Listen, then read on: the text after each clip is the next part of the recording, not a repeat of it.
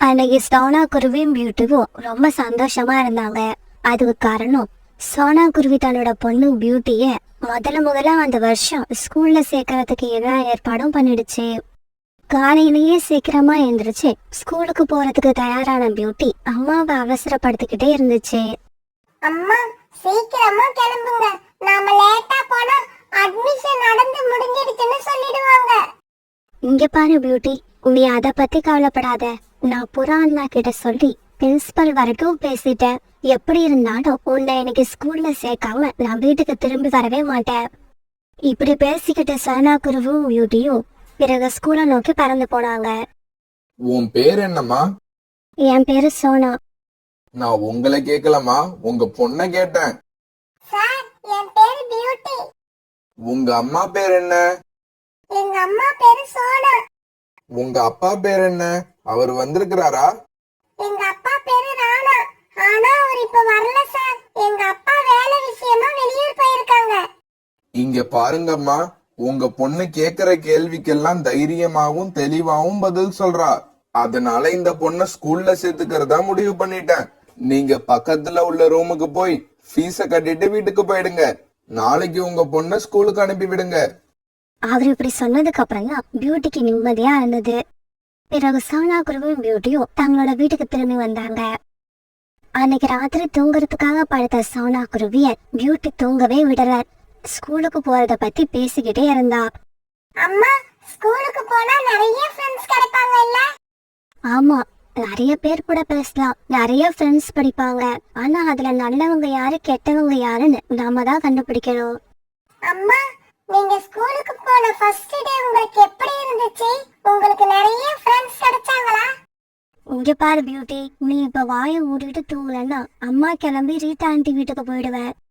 சோனா குரு இப்படி கோவமா சொன்னதும் பியூட்டி அம்மா கிட்ட கேள்வி கேட்கறத விட்டுட்டு கண்ணை மூடிக்கிட்டு தூங்க ஆரம்பிச்சது. மறுநாள் பொழுது விடிஞ்சிச்சு. பியூட்டி ஸ்கூலுக்கு போறதுக்கு தயாரா இருந்தது. அம்மா, நான் ஸ்கூலுக்கு போயிட்டு வரேன். பியூட்டி ஸ்கூலுக்கு போறதுக்கு முன்னாடி நான் சொல்றதையெல்லாம் கேட்டுட்டு போ.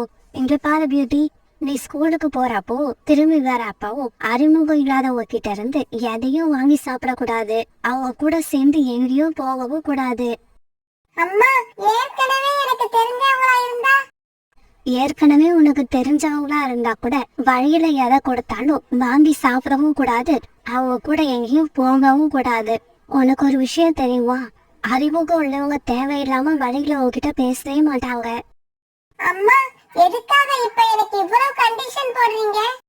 இங்க பாரு பியூட்டி, 2 நாளைக்கு முன்னாடி ஸ்கூலுக்கு போயிட்டு திரும்பி வந்த ரோனி குருவியோட குழந்தைய யாரோ கிட்னாப் பண்ணிட்டு போயிட்டாங்க. அன்னைக்கு சாயங்காலம் ஆச்சு. காலேஜி, ஸ்கூல் விடுற நேரம் ஆயிடுச்சு. மசன்னு நிக்காதீங்க, சீக்கிரமா கிளம்புங்க. சரி சரி, நான் இப்பவே கிளம்புறேன். சாக்கு பைய நான் எடுத்துக்கிறேன். சாக்லேட் இருக்கிற பாக்கெட்டை எடுத்துக்கிட்டு சீக்கிரமா வா. பிறகு சாக்கு பையையும் மிட்டாய்களையும் எடுத்துக்கிட்ட காணிக்காகவும் வரிக்காகவும் ஸ்கூலை நோக்கி பறந்து போனாங்க. இப்படி போனவங்க ஸ்கூல்ல இருந்து குழந்தைங்க திரும்பி வர வழியில இருந்த ஒரு மலைப்பாங்கான இடத்துல உட்கார்ந்தாங்க.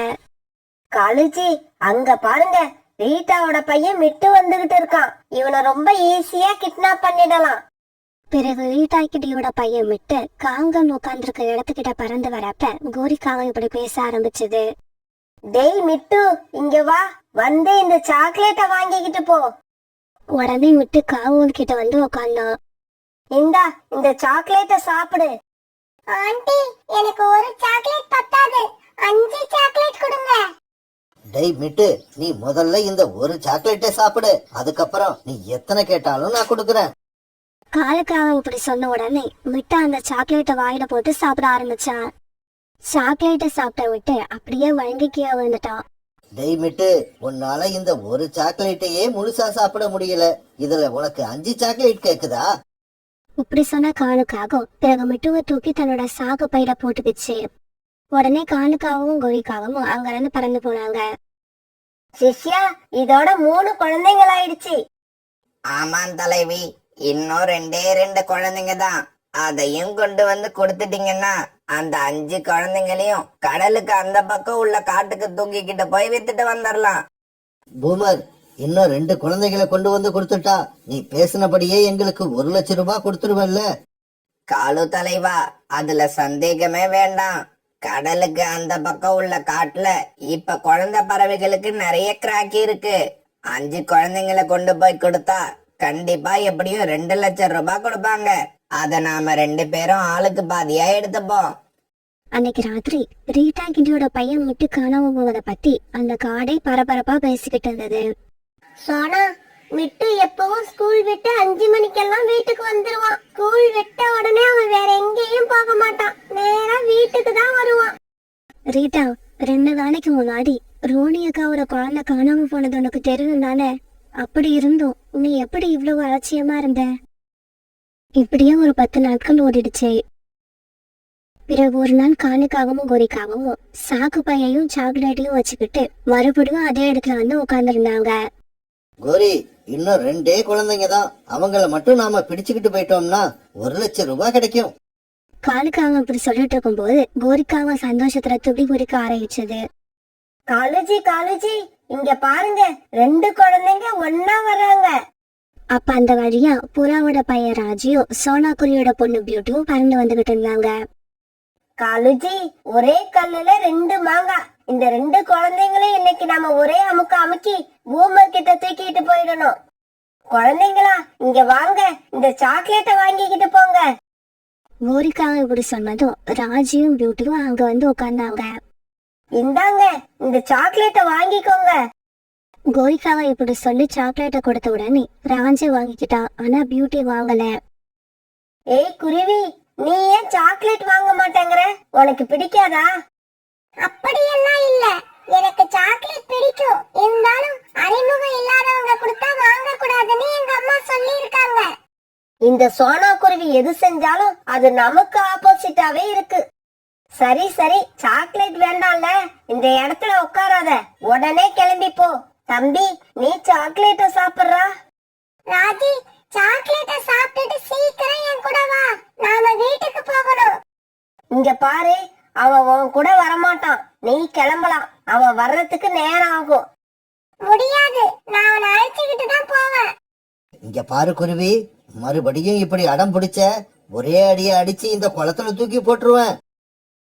காலுக்காக இப்படி பயமுறுத்தின உடனே பியூட்டி அங்க இருந்து பறந்து போய் செடிகளுக்கு மறைவுல உட்காந்து என்ன நடக்குதுன்னு வேடிக்கை பார்க்க ஆரம்பிச்சது.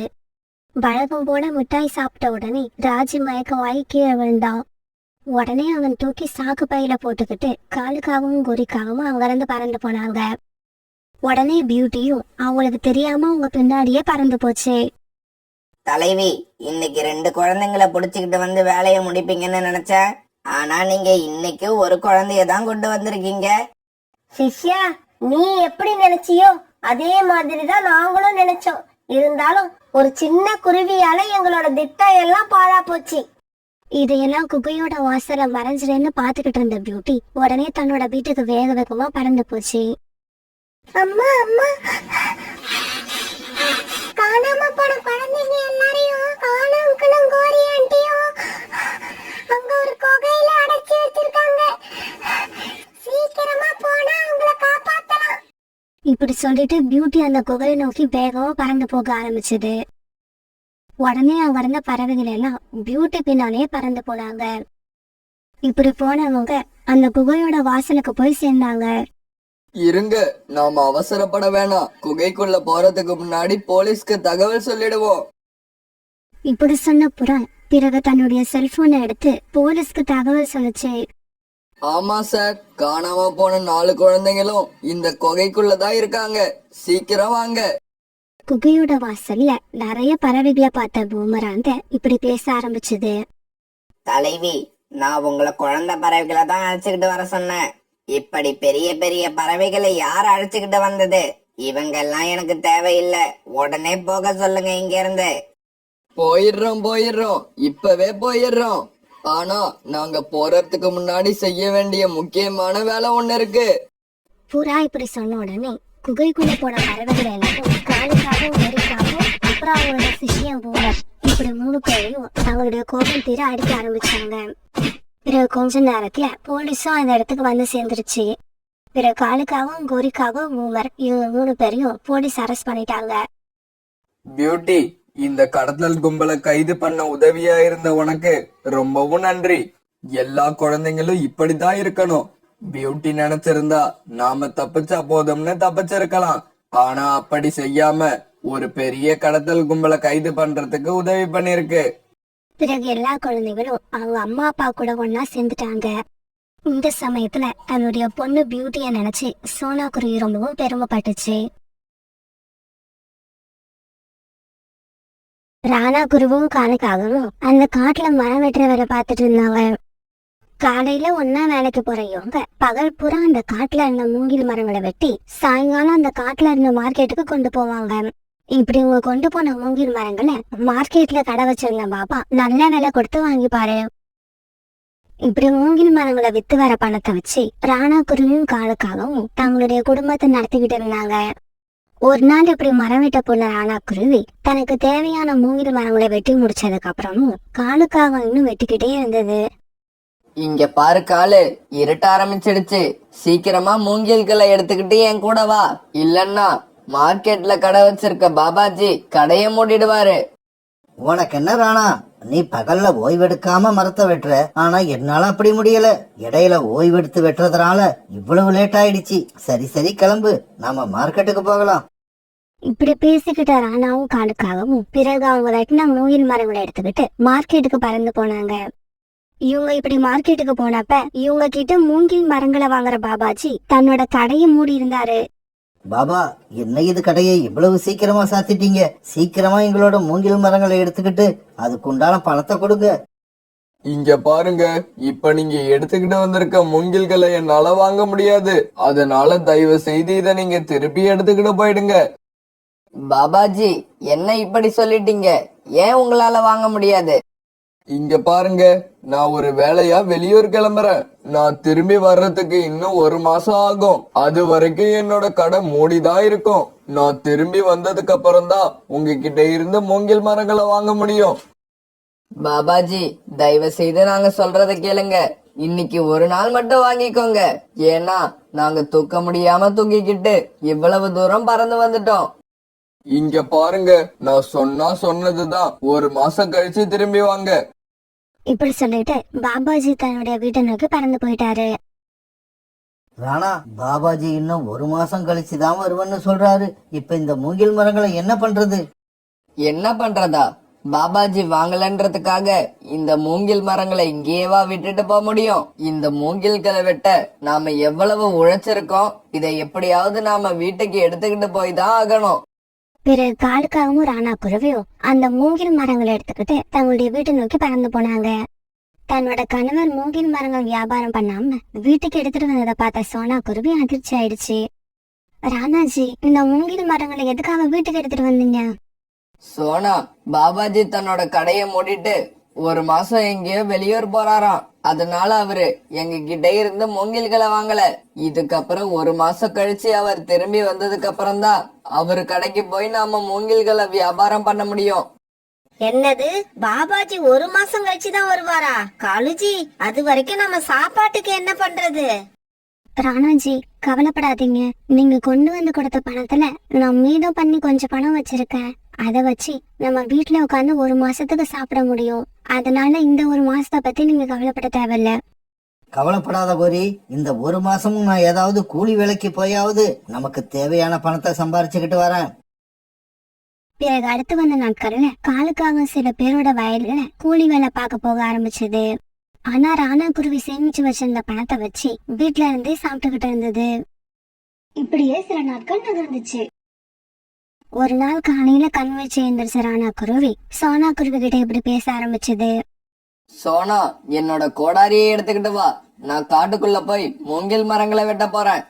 ராணாஜி, கோடாரி எடுத்துக்கிட்டு இப்ப எங்க கிளம்பிட்டீங்க? இப்ப நீங்க மூங்கில் மரங்களை வெட்டிக்கிட்டு வந்தாலும் நம்மளால மூங்கில்களை யாருக்கிட்டையும் விற்க முடியாது. சோனா, எனக்கு வீட்டுல சும்மா உட்கார்ந்து இருக்கவே பிடிக்கல. ஏதாவது வேலை செய்யணும் போல இருக்கு. அதனால மூங்கில்களை இப்ப வெட்டி எடுத்துக்கிட்டு வந்து நாம சேமிச்சு வச்சுட்டா பாபாஜி வந்ததுக்கு அப்புறம் எல்லா மூங்கில் மரங்களையும் அவர்கிட்ட வித்து பணமாக்கிடலாம். ஆமா ராணாஜி, இதுவும் நல்ல ஐடியா தான். பாபாஜி திரும்ப வரத்துக்கு இன்னும் கொஞ்ச நாட்கள் தான் இருக்கு. சோனா குருவி இப்படி சொல்ல பிறகு ராணா குருவி மூங்கில் மரங்களை வெட்டுறதுக்காக காட்டுக்குள்ள பறந்து போச்சு. இப்படி மூங்கில் மரங்களை ராணாஜி வெட்டி எடுத்துட்டு வந்ததால இப்ப அவங்க கிட்ட நிறைய மூங்கில் மரங்கள் சேர்ந்துருச்சு. அன்னைக்கு பாபாஜி ஊர்ல இருந்து திரும்பி வந்த செய்தியை கேட்டதும் காலுக்காக ராணா குருவி வீட்டுக்கு வந்தது. ராணா, மூங்கில எடுத்துக்கிட்டு சீக்கிரம் கிளம்பு. பாபாஜி ஊர்ல இருந்து வந்துட்டாரு. நாம இன்னும் கொஞ்சம் மூங்கில் மரங்களை வெட்டி எடுத்துக்கிட்டு போனா மார்க்கெட்ல வியாபாரம் பண்ணிட்டு வரலாம். காலு, இன்னைக்கு மூங்கில் வெட்டுறதுக்கு நான் வரல. ஏன்னா சும்மா இருந்த நாட்கள்ல நிறைய மூங்கில்களை வெட்டி எடுத்துக்கிட்டு வந்து சேகரிச்சு வச்சிருக்கேன். இப்ப இதையெல்லாம் கொண்டு போய் பாபாஜி கிட்ட வியாபாரம் பண்ண போறேன். ராணா கிட்ட இவ்வளவு மூங்கில்கள் இருக்கு. இவ்வளவு மூங்கிலை வித்தா ராணாவுக்கு எவ்வளவு பணம் கிடைக்கும். ஆனா நம்ம கிட்ட மூங்கில் ஒரே ஒரு கட்டு தான் இருக்கு. நமக்கு கிடைக்கிற பணம் மாதிரி ராணாவுக்கு பல மடங்கு பணம் கிடைக்க போகுது. இப்படி யோசிச்ச காலுக்காக ராணா குருவிக்கு கிடைக்க போற பணத்தை நினைச்சு ரொம்பவும் பொறாமப்பட்டது. சரி ராணா, நான் என்கிட்ட இருக்கிற மூங்கில்களை எடுத்துக்கிட்டு மார்க்கெட்டுக்கு போறேன். நீயும் உன்னோட மூங்கில்களை எடுத்துக்கிட்டு மார்க்கெட்டுக்கு வந்துரு. ராணாஜி, நிறைய மூங்கில்கள் இருக்கு. இத உங்களால தூக்கிட்டு போக முடியாது. அதனால நானும் உங்க கூட வரேன். பிறகு இருந்த மூங்கில் கட்டைங்களை ராணா குருவியும் சோனா குருவியும் ஆளுக்கு கொஞ்சமா தூக்கிட்டு மார்க்கெட்டுக்கு பறந்து போனாங்க. ராணா குருவியும் சோனா குருவியும் மார்க்கெட்டுக்கு போனப்ப காலுக்காகவும் அங்க வந்தது. பாபாஜி, இங்க இல்லாம நாங்க ரொம்ப கஷ்டப்பட்டுட்டோம். சீக்கிரமா இந்த மூங்கில்களை எடுத்துக்கிட்டு அதுக்குண்டான பணத்தை கொடுங்க. காலு, இப்ப நான் மூங்கில் வியாபாரத்தை நிறுத்திடலான்னு முடிவு பண்ணிட்டேன். இந்த வியாபாரத்துல எனக்கு லாபம் அதிகமா கிடைக்கல. அதனால இதுக்கப்புறம் நான் உங்ககிட்ட இருந்து மூங்கில்களை வாங்க மாட்டேன். பாபாஜி, என்ன திடீர்னு இப்படி சொல்லிட்டீங்க? இந்த மூங்கில்களை வித்து அதுல வர பணத்துலதான் நாங்க குடும்பத்தை நடத்திக்கிட்டு இருக்கோம். நீங்க திடீர்னு இப்படி சொல்லிட்டீங்கன்னா இதுக்கப்புறம் நாங்க என்ன பண்றது? இங்க பாருங்க, இதுக்கப்புறம் நீங்க என்ன பண்றதுன்னு நீங்க தான் முடிவு பண்ணிக்கணும். நான் இப்ப மூங்கில் வியாபாரத்தை நிப்பாட்டிட்டு புது வியாபாரம் ஆரம்பிக்கலையா? அந்த மாதிரி நீங்களும் உங்களோட தொழிலை மாத்திக்கோங்க. இதை கேட்டுட்டு ராணா குருவி சோனா குருவியும் ரொம்பவும் சோகமாயிட்டாங்க. ஏன்னா அந்த காட்டுல வேற யாருமே மூங்கில்களை வாங்குறது கிடையாது. வாங்கிட்டு இருந்த பாபாஜியும் இப்ப வேண்டாம்னு சொல்லிட்டாரு. ஆனா இதையெல்லாம் கேட்ட காலுக்காகவும் சத்தம் போட்டு சிரிக்க ஆரம்பிச்சது. ராணா, எனக்காவது பரவாயில்ல. என்கிட்ட கொஞ்சம் மூங்கில் தான் இருக்கு. ஆனா நீ பாவம், ஏகப்பட்ட மூங்கில்களை வெட்டி வீட்டுல சேர்த்து வச்சிருக்க. அதையெல்லாம் கொண்டு போய் குப்பையில போட்டுட்டு ஒழுங்கா என் கூட கூலி வேலைக்கு வா. அப்பதான் நாம குடும்பத்தை ஒழுங்கா நடத்த முடியும். இப்படி சொல்லிட்டு காலுக்காக அதை எடுத்துட்டு வந்த மூங்கில்களை அங்கேயே போட்டுட்டு வீட்டுக்கு பறந்து போச்சு. ராணாஜி, பாபாஜி நம்ம கிட்ட மூங்கில் வாங்கி எங்க கொண்டு போறாருன்னு உங்களுக்கு தெரியுமா? சோனா, அவர் இந்த மூங்கில்களை கடற்கரைக்கும் அந்த பக்கம் உள்ள காட்டுக்கு தான் கொண்டு போவாரு. ஆனா அங்க யார்கிட்ட விக்கிறாருன்னு எனக்கு தெரியல. ராணாஜி, இந்த மூங்கில்களை எவ்வளவு தூரம் தூக்கிட்டு வந்து கஷ்டப்பட்டோம். அதே மாதிரி இன்னும் கொஞ்சம் கஷ்டப்பட்டு இந்த மூங்கில்களை எடுத்துக்கிட்டு அந்த காட்டுக்கு போவோம். ஆமா சோனா, நீ சொல்றதும் சரிதான். அந்த காட்டுக்கு எப்படியாவது போய் இந்த மூங்கில்களை வாங்குற பறவையை கண்டுபிடிச்சு எல்லாத்தையும் வித்துட்டு வந்துருவோம். இப்படி பேசிக்கிட்ட ராணா குருவியும் சோனா குருவியும் பிறகு மூங்கில்களை எடுத்துக்கிட்டு கடற்கரைக்கு அந்த பக்கம் உள்ள காட்டுக்கு பறந்து போனாங்க. மூங்கில்களோட எடை அதிகமா இருந்ததால இவங்களால தொடர்ந்து பறக்க முடியல. போற வழியில சில இடங்கள்ல ஓய்வெடுத்து தானியங்களை சாப்பிட்டாங்க. தாகம் எடுத்த நேரத்துல தண்ணீரை குடிச்சாங்க. ராணாஜி, ஒருவேளை இந்த மூங்கில்களை அங்க யாரும் வாங்கலன்னா நம்ம என்ன பண்றது? வேற வழியே இல்ல சோனா. இந்த மூங்கில்களை எல்லாம் இங்கேயே போட்டுட்டு மறுபடி நம்ம காட்டுக்கு போய் காலுக்காக மாதிரி கூலி வேலை பார்க்க வேண்டியதுதான். இப்படி பொறுமையா பறந்து போன இவங்க அன்னைக்கு சாயங்கால நேரத்துல கடற்கரைக்கும் பக்கத்துல உள்ள காட்டுக்கு போய் சேர்ந்துட்டாங்க. ஐயா, நாங்க மலை பக்கம் உள்ள காட்டுல இருந்து வரோம். இந்த மூங்கில்களை வாங்குறதுக்கு இங்க யாராவது இருக்காங்களா? குருவிகளே, அதோ ஒரு கடை இருக்கு பாருங்க, அந்த கடையில போய் கேளுங்க. பிறகு அந்த பறவை சொன்ன கடைக்கு சோனா குருவும் ராணா குருவும் போனாங்க.